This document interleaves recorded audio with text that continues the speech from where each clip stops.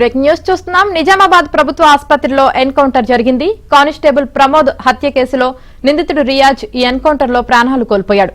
నిన్నటి నుంచి ప్రభుత్వ ఆసుపత్రిలో చికిత్స పొందుతున్న రియాజ్ ఇవాళ పారిపోయేందుకు ప్రయత్నించాడు. విధుల్లో ఉన్న ఏఆర్ కానిస్టేబుల్ నుంచి గన్ లాక్కునేందుకు ప్రయత్నించడంతో పోలీసులు రియాజ్ పై కాల్పులు జరిపారు.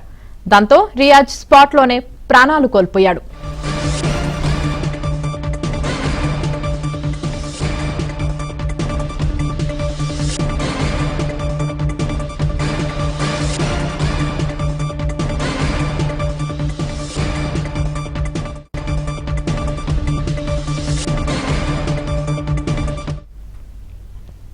ఈ నెల 17న సిసిఎస్ కానిస్టేబుల్ ప్రమోద్ ను రియాజ్ పొడిచి చంపాడు.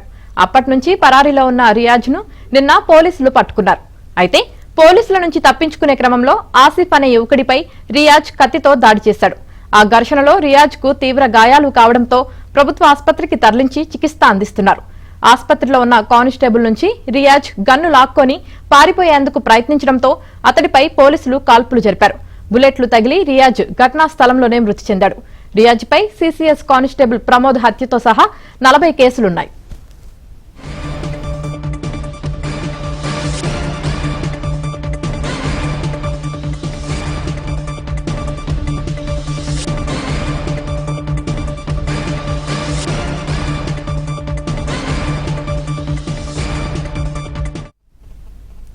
నిజామాబాద్ సిసిఎస్ కానిస్టేబుల్ ప్రమోద్ హత్య రాష్ట్ర వ్యాప్తంగా సంచలనం రేకెత్తించింది. కానిస్టేబుల్ ను చంపేశాక రియాజ్ పారిపోయాడు. అతన్ని పట్టుకునేందుకు పోలీసులు 2 రోజుల పాటు తీవ్రంగా గాలించారు. మొన్న రాత్రి ఓ చోట రియాజ్ కంటపడగా పోలీసులు పట్టుకునేలోపే కెనాల్లోకి దూకి తప్పించుకున్నాడు. అక్కడ అతడి బైక్ ను స్వాధీనం చేసుకున్నారు.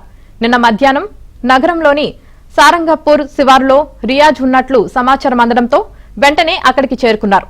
ఓ పాడుబడ్డ లారీ క్యాబిన్ లో దాక్కుని పోలీసులు రావడం చూసి పారిపోయే ప్రయత్నం చేశాడు.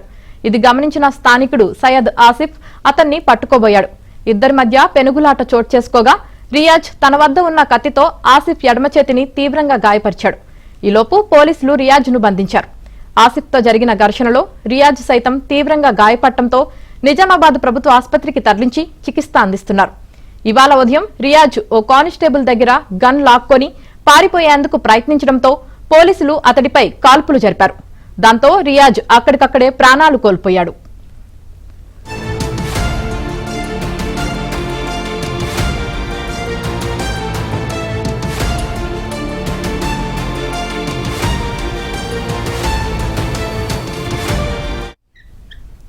రియాజ్ ఎన్కౌంటర్ పై తెలంగాణ డీజీపీ శివధర్ రెడ్డి స్పందించారు.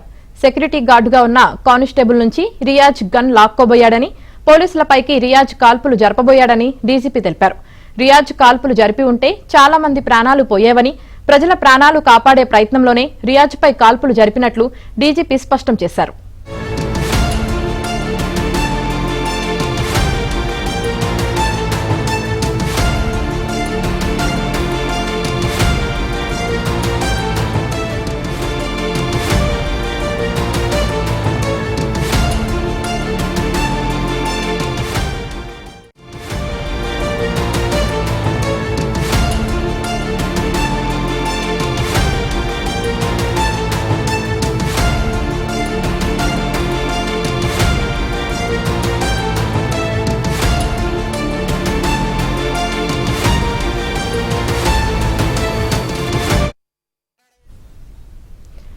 నిజామాబాద్ ప్రభుత్వ ఆసుపత్రిలో ఎన్కౌంటర్ జరిగింది. కానిస్టేబుల్ ప్రమోద్ హత్య కేసులో నిందితుడు రియాజ్ ఈ ఎన్కౌంటర్ లో ప్రాణాలు కోల్పోయాడు. నిన్నటి నుంచి ప్రభుత్వ ఆసుపత్రిలో చికిత్స పొందుతున్న రియాజ్ ఇవాళ పారిపోయేందుకు ప్రయత్నించాడు. విధుల్లో ఉన్న ఏఆర్ కానిస్టేబుల్ నుంచి గన్ లాక్కునేందుకు ప్రయత్నించడంతో పోలీసులు రియాజ్ పై కాల్పులు జరిపారు. దాంతో రియాజ్ స్పాట్ లోనే ప్రాణాలు కోల్పోయాడు.